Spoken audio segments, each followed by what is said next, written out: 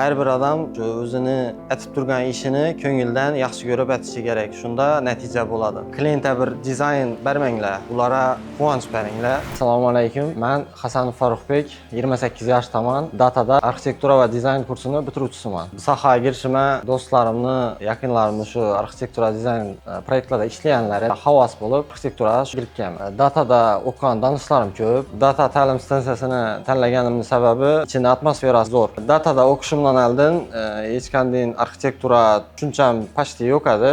Shu datada o'qib ko'p narsani tushundim, ko'p narsani o'rgandim. Biz 3D Max, AutoCAD, Lumion dasturlarida ishlaganmiz. Ulardan keyini 3D Max bo'lgan. Damlamiz Sherzod Damla azdan shuni hammamiz o'rgatgan. Shularning ichidan eng qiyin ham, eng zo'r ham shu 3D Max bo'lgan. Mebel Promo mebel sexida dizayner bo'lib ishlayman. Hozirda shu Mebel Promo mebel sexida chiqib turgan har bir mebelda dizaynlarini yaratib beraman, ichida sexda o'tilinadi. Qiynalgan vaziyatlarim ko'p bo'lgan.